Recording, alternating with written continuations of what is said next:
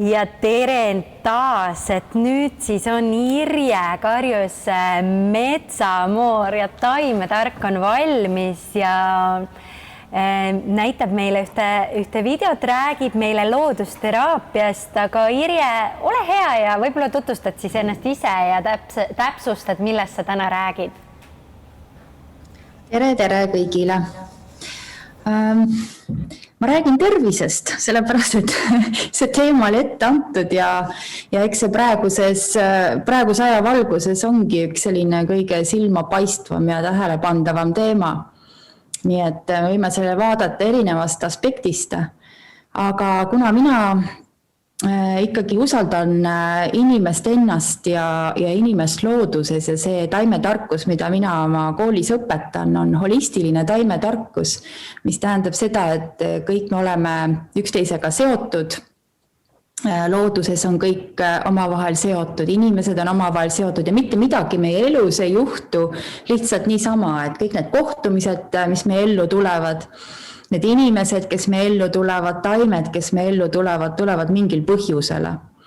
Ja teine asi, mida ma kindlasti nagu tahaks seoses selle tervisega inimestele meelde tuletada, et ma ei tea, kuna see juhtus, mis ajastul või mis sellega toimus, aga ühel hetkel inimesed enam ei hakanud üldse huvi tundma selle vastu, et millest koosnevad, et mis organid nende sees on, kuidas nad funktsioneerivad ja kuidas me üldse funktsioneerime. Ehk siis me mingisugusel hetkel oleme andnud selle vastutuse oma tervise eest kellelegi ära. Et ma ei tea, kas me täpselt ise teame, inimesed teavad, kellele nad selle ära andsid, aga tihtipeale kohtab sellist arvamust, et kui ma jään haigeks, et eks ma siis lähen arsti juurde või lähen küsin kellegi käest, mis mul viga on. Aga mina ei olegi sellest aru saanud, et kuidas keegi teine saab teada, mis sul viga on, sellepärast, et inimesed on kõik nad on hästi erilised, hästi omapärased, hästi spetsiifilised, nad on täiesti erinevad keemilised komplektid, füüsilised komplektid, neil on oma psüühika, neil on oma keskkond, kus nad elavad, neil on oma toit, mida nad söövad. Ja kui sa võtad näiteks suure supipoti ja hakkad sinna panema erinevaid asju sisse ja kõigi teine teeb seda samasse supipotis, siis kindla peale me saame ühesugust suppi.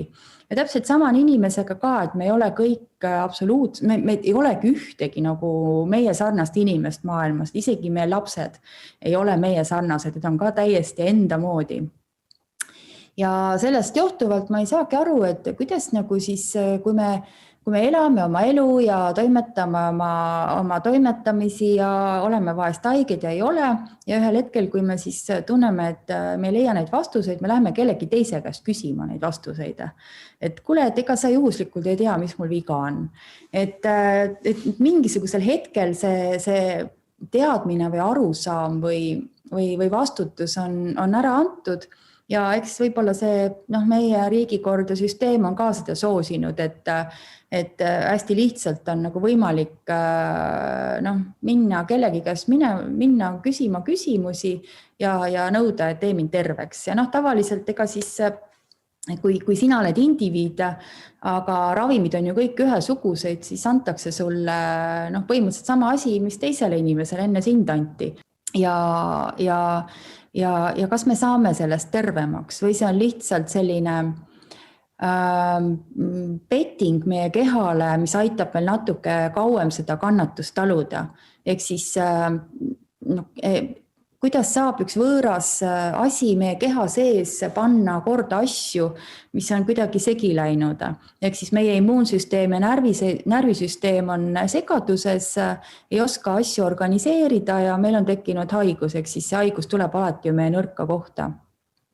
Et sellepärast mina igal juhul pooldan ja õpetan ka oma õpilastele seda, et kui sa jääd haigeks, siis sinu keha ise teab, mida teha.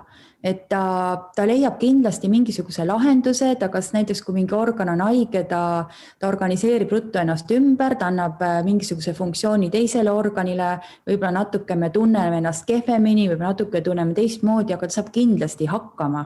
ja kui sa ennast usaldad sellel hetkel ja kasutad siis ainult võib-olla selliseid ravivõtteid, mida meie esivanemad kasutasid, et noh, et sa jood palju, kui see joomine on sulle näidustatud, et see on ka veel sihuke spetsiifiline, et näiteks kui sa oled tulemärk, et siis ei olegi vajadust palju, ei peagi sa palju jooma, sa kustutad oma tule ära. Näiteks, et kui sa oled õhumärk, siis sa ei tohi näiteks palju süüa haiguse ajal, sellepärast et sa muutud liiga raskeks. Et lähtuvalt siis sellest oma eripärast me võiksime valida selle raviviisi, et kas me siis hingame seda tervist, siis hingame mingeid tervendavaid aure, näiteks kui hingamisteed haiged on. Või me näiteks joome teesi, veemärkidele sobib see hästi. Või me sööme näiteks tervislikku toitu, maamärkidele sobib see hästi. Või me võtame tinktuure, näiteks tulemärkidele sobib see hästi. Ja me teame, et milline organ meie sees valutab, mitte me ei lähe arsti juurde ja ütleme, et mul kuskil siit valutab ja ma ise ka hästi ei tea, mis see on. Ehk siis kuskil nagu mulle tundub, et need anatoomia tunnid koolis on vahele jäänud, või inimesed on ära unustanud oma elu virvarris, et mis seal keha sees siis täpselt asub ja mis seal voolab ja kus need vedelikud voolavad ja kus see veri voolab ja kuidas nad üldse toimivad süsteemis sees. Nii et see on nagu minu arust nagu üks selline vahe allopaatilise meditsiini ja rahvaravi vahel, et allopaatiline meditsiin alati hakkab võitlema haigusega, et ta kindlasti nagu soovitab mingisugust ravimit, mis hakkab nii-öelda siis tapma seda haigust ära. Aga rahvaravimeetodid kõik või siis mingisugused muud sellised alternatiivsed meetodid, et olgu see siis jooga või reiki või mis iganes, need alati tugevdavad immuunsüsteemi, ehk siis tõstavad meie oma võimekust hakkama saada haigusega. Ehk siis meie see immuunsüsteem, ehk siis kehabrigadir, et ta paremini oskaks koordineerida neid protsesse meie sees. Ja nii kui me vahele sekkume ükskõik millise sünteetilise ainega, et olgu see siis kas mingisugune antibiootikum või siis antipsühhootikum või antidepressant, on igal juhul üks suur ärritaja, keha kulutab meeletult energiat, et aru saada, mis talle nüüd tahetakse öelda sellega. Ja mingisuguseks ajaks võib see leevendus tulla, aga pärast keha, kui immuunsüsteem ärkab, hakkab ta veel eriliselt suure jõuga tööle meie enda vastu. Nii et mitte enda vastu, vaid hakkab meile märguandeid andma meie kehale ja nahale. Ja seepärast siis ongi see sama põhimõte, et inimene, et kui sa endaga nagu tahad hästi hakkama saada ja sa tahad nagu terve olla, ma ei tea, kas inimesed tahavad terve olla, et praegu see valguses tundub, et ei taha vist.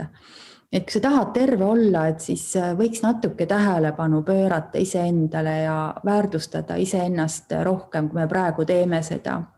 Seepärast, et meie sellised jälle ühiskondlikud mallid rõhuvad hästi tugevalt pere peale, ehk siis pere on meil selline nagu näidis komplekt inimesi, kes hoiavad kokku, kes elavad ühes rütmis ja muidugi on see õige, aga seal pere sees ei tohi inimene iseennast ära unustada. Et tihtipeale on niimoodi, et ema, kes tegeleb lapsega või isa, kes on lastega hästi hõivatud, kaob sealt vahelt paarisuhe ära, kaob seal inimesele tähelepanu endale ära ja siis loomulikult tulevad need haigused ja lapsed on ju ainult peeglid meie elus. Ehk siis nad tegelikult peegeldavad seda, mida ema, isa tunnevad. Nii et kui me võtaks need õiged, minu arust nagu õiged, nad ei ole õiged, aga minu arust nagu sellised printsiibid, mida mina usaldan, on see, et armasta iseennast, tegele iseendaga esmalt, jaga seda naeratust ja head sõna ja hoolimist teisele, aga mitte jäägitult, ehk siis kõige rohkem ikkagi pööra tähelepanu iseendale. Et see on nagu see protsess, mis peaks meid hoidma tervema ja sellise nagu elu jõulisemana. Ehk siis mul on selline üks väike küsimus võib-olla kuulajatele, et hommikul, kui sa ärkad üles, et mis on esimene asi, mida sa teed? Kas sa kohe küsid minu käest? Ma võin sinu käest ka küsida, sest sa oled mul siin kohe silma all.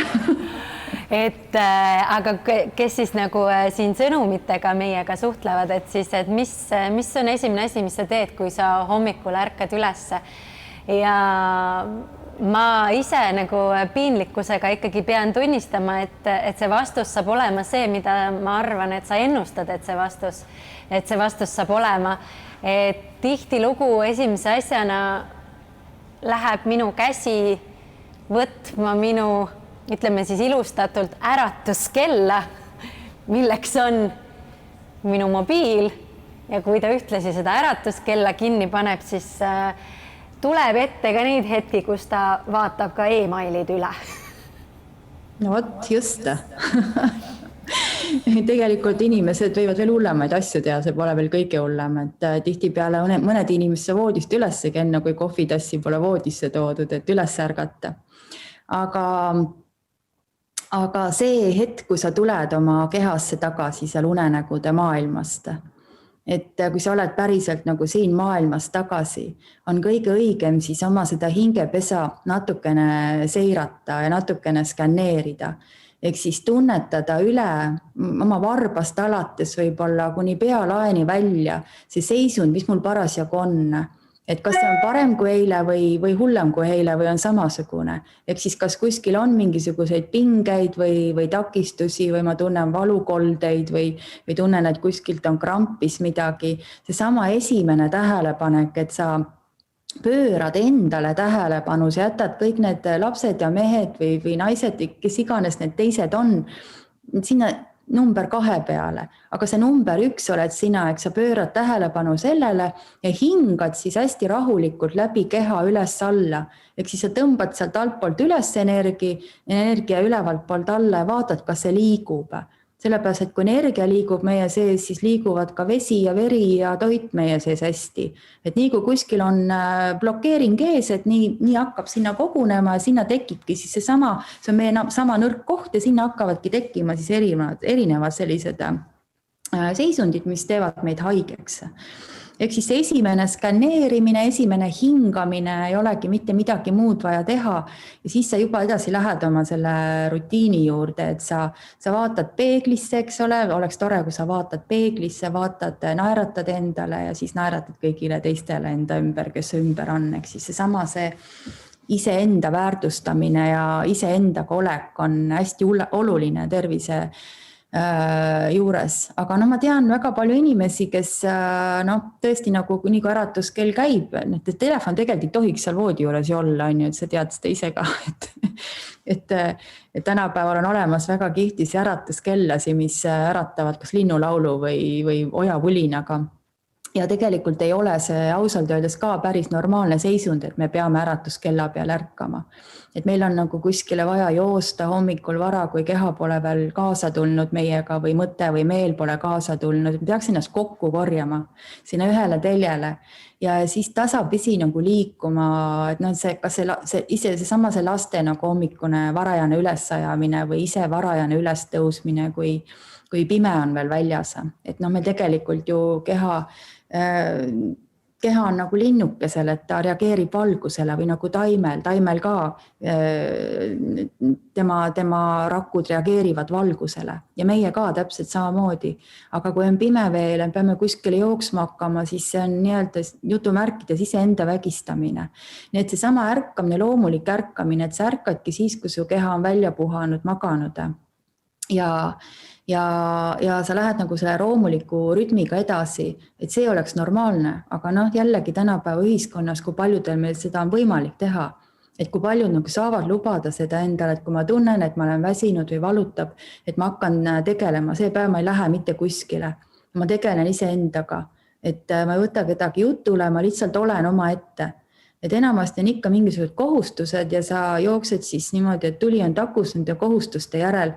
Et ma ausalt öeldes ma ei saa ka aru, kuidas saab olla terve üldse sellise rütmiga. Et need inimesed, kes on aastaid vastu pidanud, neile võib kõigile kangelase aumärgi anda, et nad selle üle on elanud, sellepärast, et see ei ole minu arust normaalne. et normaalne on see, et me jälgime ja vaatame oma keha ja elame sellega ühes rütmis. Talvel elame aeglasemas rütmis, suvel elame kiiremas rütmis. Et talvel võib-olla üldse nagu võiks nagu rohkem sisekaemusega tegeleda. Et kõik need sellised hästi lihtsad printsiibid, et taimed tulevad sinna järgi.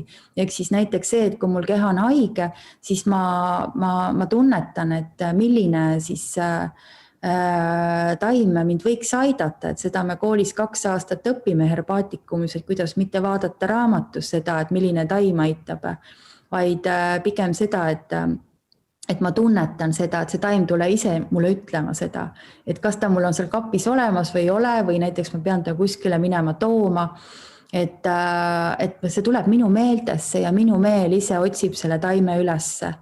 Ehk siis põhimõte on ju selles, et kõik meie probleemid algavad meelest, ehk siis sellest emotsionaalsest seisundist, mida me kogeme. Et mitte midagi meie kehasse ei tule ilma selleta, et me ei oleks valmis seda vastu võtma. Ja valmis me oleme vastu võtma seda siis, kui meie sagedus ühtib haiguse sagedusega. Ehk siis kui me vaatame, kuidas lained sulanduvad üksteise sisse, et kujutame ette, et meie ju ka oleme energeetilised olevused ja meil on oma sagedus. Ja täpselt samamoodi on taimedel, loodusel, haigustel oma sagedus. Ja kui meie sagedus ühtib parasjagu näiteks, võtame selle sama koroonaviiruse, et meie sagedus ühtib koroonaviirusega, mis on madal sagedus, mis tähendab seda, et me ise oleme parasjagu emotsionaalselt madal seisus. Juhtus midagi, tülitsesin kellegiga. Keegi ütles mulle midagi halvasti, tegin midagi ebaõnnestus, ma läksin madalale sagedusele, tülitsesin kellegiga. Ja juhtun parasjagu olema seal samas kohas, kus see koroona levib, on ju. Ja tšauh, ta sulab minu sisse. Ja keha võtab ta vastu ja ta liigub edasi sinna nõrka kohta, kuhu ma lasen tal minna. Ja niimoodi on absoluutselt kõigi haigustega. Et kui me nagu langeme või tõuseme samale sagedusele, siis me võtame selle energia vastu endasse.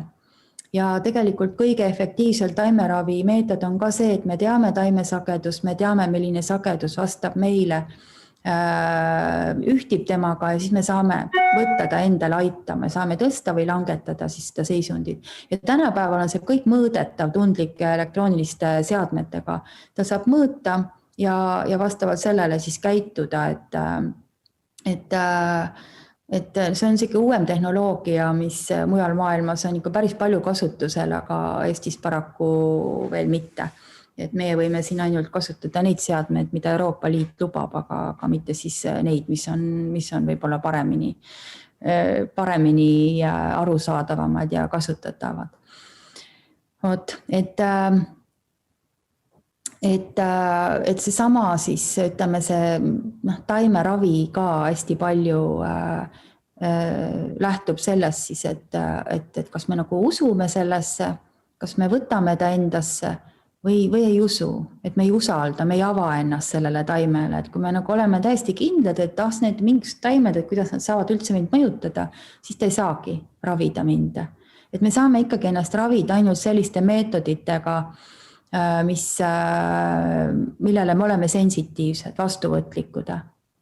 Ja sellepärast see iseenda tundmine ja tundlikkus ja tunnetamine ja on ülioluline igas päevas, mitte nii, et ma teen seda siis, kui aeg on, et sellest kellaajast selle kellaajani, vaid siis, kui mul see tunne tuleb, et nüüd mul on vaja aru saada, mis mu sees toimub.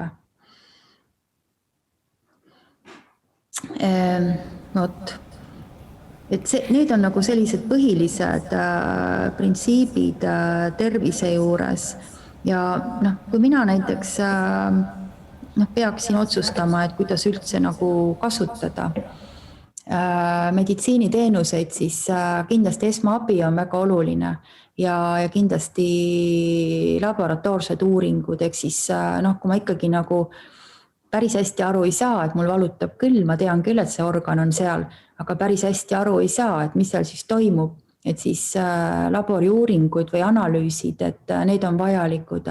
Aga kõige muu suhtes võiks inimene ise otsustada, millise ravimeetodi ta valib endale, et kas ta läheb massaaži või ta võtab taimed endale appi või ta kasutab hingamisteraapiat või ta läheb tõesti selle akadeemilise meditsiiniarsti juurde, küsib temalt, et see võiks olla võrdsustatud. Praegu seda ei ole, see võrdsustatud ja sellepärast on ka hästi palju lahkhelisi selles maailmas, nii et inimestel tegelikult valik puudub ja seda enam nad peaksid nagu iseenda eest vastutama ja võtma need otsused vastu siis enda nagu sisetundest lähtuvalt. Aga õpetatakse meile ju algusest peale, et kui lapsed sünnivad, et esimesed vaktsiinid saavad, kohe tegelikult immuunsüsteem nõrgeneb, et ta võib-olla küll muutub paneb vastu mõnele konkreetsele haigusele, aga teistele haigustele ta nõrgeneb. Ja see on juba see üks põhjus, miks hästi paljud lapsed lasteaias on haiged. Teate ise, kellel väiksed lapsed on, et 2 nädalat lasteaiad, 2 nädalat kodus. Ja kui seal on antibiootikumid ka veel juures, siis see 2-nädalane intervall kordub nii kaua, kuni laps täis kasvab. Et see võib nii juhtuda. Nii et sellepärast mina pooldan sellist loomulikku raviviisi ja olen oma 30-aastase kogemusega päris palju õppinud ja päris palju inimesi saanud ka aidata. Ehk siis minu aitamine seisneb selles, et ma püüan inimesele selgitada, kui oluline on tegelikult see, et ta ise aru saaks, mis tema sees toimub. Et ta ise tuvastaks selle põhjuse. Et kõik põhjused, millest meie haigused tulenevad, võivad olla hästi erinevad, ehk siis need võivad ulatuda kuni meie sünnikogemuseni, ehk siis sinna lapsepõlve välja. Et me ei tea, miks me niimoodi hakkasime käituma või miks meil tekkisid sellised harjumused või sellised sõltuvused, et see võib tulla kuskilt sealt, et meie ema-isa kogesid midagi või vanaema, vanaisa 7 põlve tagasi veel. Ja kui me sellest nagu aru ei saa, et kui me nagu ei tegele selle teemaga, siis me proogime sealt pealt ainult selle pealmise kihi ära, aga sügavustesse me ei jõua, et me tegelikult ei päästa ennast sellega ja sellega jäävad edasi tegelema meie lapsed ja lapselapsed. Ehk siis tegelikult inimene oma haigustega on nagu sibul, et sa koorid selle pealmise kihi ära ja sealt tuleb järgmine välja, siis sa koorid selle kihi ära ja siis sealt tuleb sealt järgmine välja, siis tegelikult organismis saab võimutseda ainult üks haigus korraga, et ei saa mitut olla. Ja nii kui sa selle nagu ära sealt pealt lahendad selle teema, mitte see, et sa lihtsalt nagu petad ära, et sa paned sibulale mingi fooliumi ümber näiteks. Et see tegelikult ei puhasta seda haigust välja. Nii nagu teavad, antibiootikumid tekitavad biokile siis näiteks bakterite ümber, kui baktereid hakatakse bakteriaalset haigust ravima. Ja see ei päästa tegelikult, et bakterid on ikkagi organismis edasi ja aeg-ajalt nad siis vallanduvad sealt biokile seest, et see ei ole ju tegelikult lahenduse. Ja kui me oleme nagu oma sibule ära koorinud, ehk siis selle oma terviseprobleemid, siis me oleme ikkagi veel sibul edasi, siis me hakkame koorima oma esivanemate probleeme, ehk siis hakkavad tulema välja geneetilised mingisugused soodumused, geneetilised ülesanded meile. Sest taimemaailmas on juba ammu tehtud selgeks, et iga vanem pärandab oma siis järglasele stressi, ehk siis keskkonnastressi, et see taim siis, kes hakkab kasvama, saaks uues keskkonnas ilusti hakkama. Ja nad sünnivadki, nad tulevadki stressiga. Ja täpselt sama inimestel, et me tuleme ka selle stressiga, mida meie vanemad kogesid. Ja meie ülesanne on mitte kannatada seda stressi edasi, vaid meie ülesanne on see stress ära lahendada. Ja kui me teame seda, kui me oleme teadlikud, siis on palju kergem tegeleda nende probleemidega ja leida siis neid lahendusviise, millega lahendama hakata. Ehk siis, kui me tahame inimeseks jääda, mitte robotiks muutuda, siis kõige parem tee on läbi teadlikkuse ja iseenda keha tunnetamise ja arusaamise, et miks need füüsilised kannatused tulevad.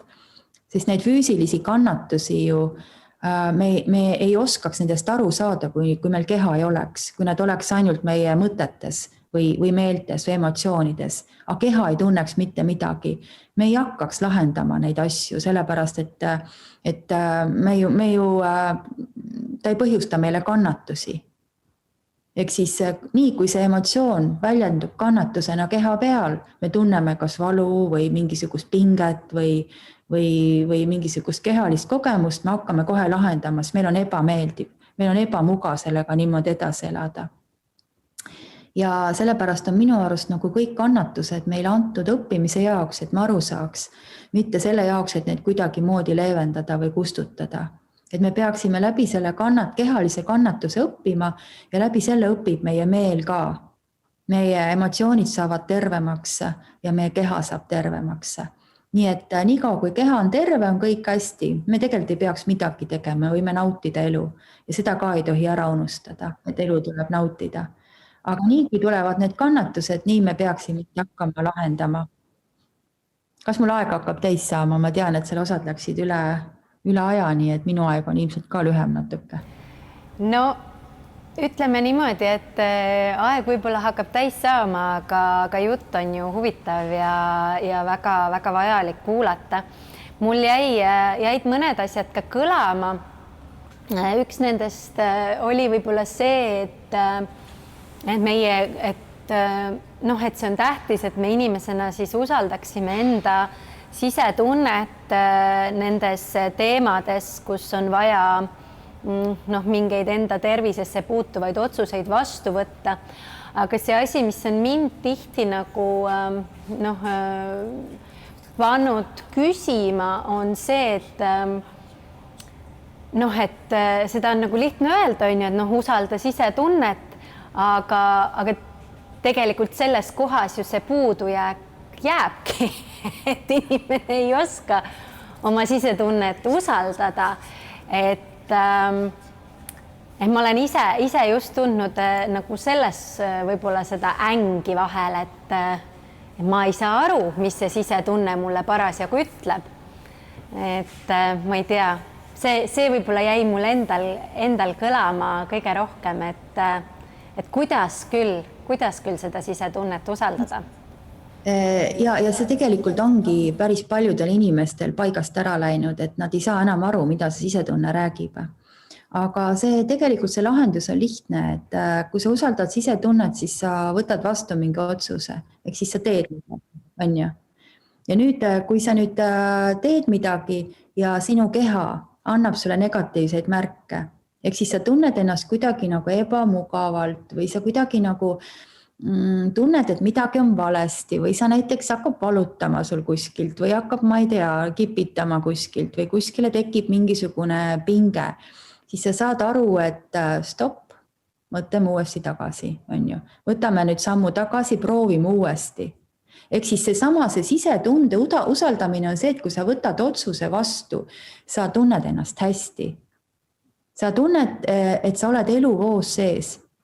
Sa tunned, et nüüd ma võtsin nagu õige otsuse vastu, ma tunnen ennast hästi, mul on hea enesetunne, ma nüüd teen edasi, ta annab sulle motivatsiooni edasi tegutsemiseks. Ja kui keha peale kannatusi ei tule sellega, siis sellepärast ma räägingi, et see keha on ülioluline. Me tegelikult elame paradiisis. Me elame paradiisis, sellepärast meil on antud mateeria, meil on antud keha, mille abil me saame õppida. Meil on antud see peegel, kus me vaatame ja me vaatame peeglisse ja füüsiliselt ka vaatame peeglisse, me näeme, et kas seal on mingisugune jama seal näos või ei ole seal jama, kas nägu särab või on nägu siuke tuhmunud ja kustunud, et kas ma tunnen ennast hästi või ei tunne. Et sellepärast see keha usaldamine või kehast arusaamine või kehast lähtumine on väga oluline. Ja see annabki vastuse sellele, et kas see sisetunne oli õige või ei olnud õige. Et tee ära ja vaata, kas oli õige või ei olnud, et ega enne aru ei saagi. Aru saab siis, kui sa oled seda juba protsessi algatanud, siis hakkad aru saama. aga kui sa punnitad edasi, et sa tunned ennast halvasti, aga sa punnitad ikkagi edasi, et sa nagu ajad läbi, no ma ei tea, vanasti öeldi läbi ussi selle sammused et siis lükataksegi sinu teele järjest rohkem kannatusi. Ehk siis, kui sa oled selles eluvoos, siis kõik kulgeb hästi. Sul on tervis korras, sul õnnestuvad asjad, sa tunned õnnetunnet enda sees, sa tunned armastuse tunnet. Ja nii, kui sul seda tunnet ei ole, siis vaatad, ops, astun sammu tagasi, vaatan, kus see kivi oli, kuhu ma komistasin. Et inimest ei julge võtta vastutust, ehk siis seesama hirm, nagu me praegu ühiskonnas vaatame. Miks see hirm on? Sellepärast, et inimene ei tea, mis ta sees toimub. Ta ei saa aru, ta tunneb hirmu ja ta teab, et kuskilt mingi valutab või köha või nohu tuleb, aga mis seal tegelikult toimub, et ta ei tea, ta ei usalda oma keha. Keha tegelikult ütleb väga hästi, hakka nüüd jooma, võta nüüd seda asja. Keha ütleb tegelikult ette ära. Ja kui me nagu saame sellest aru või mõistame, et mõtet on hirmu tunda, me koormame neerupealseid, me tekitame endale adrenaliini, kortisooni, mingisuguse krahhi organismis ja meie keha ei tea üldse, mida teha, ta on palju vastuvõtlikum haigustele. Et jääda rahulikuks ja lihtsalt nagu tunnetada, et mida teha, lihtsalt pikutada, ma ei tea, vaadata lugeda mingit head raamatut või juua head teed ja lihtsalt nautida natukene aega ja seda, et keha on aja maha võtnud. Et see on nagu selle puhul kõige parem, mitte minna stressi, mis kohe nagu nõuab immuunsüsteemilt tõmbab nagu orientiirilt kõrvale immuunsüsteemi, läbi närvisüsteemi ja keha ei suuda ennast nagu tagasi kursile viia. Ta ei suuda ennast tervendama hakata.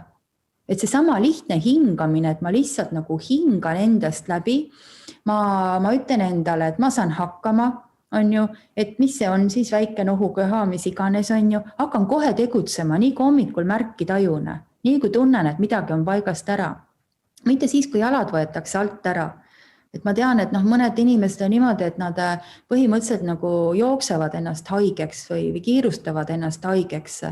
Ja enne nagu rahu ei saa, kui on täiesti jalad alt ära võetud ja siis nad ütlevad arsti juurde, ütlevad, et tehke mind nüüd terveks. Ja mida see arst teeb? Ega ta ei saa mitte midagi muud teha, kui ta annab midagi, mis nagu leevendab seda konkreetset kannatust, mitte ei ravi, vaid leevendab.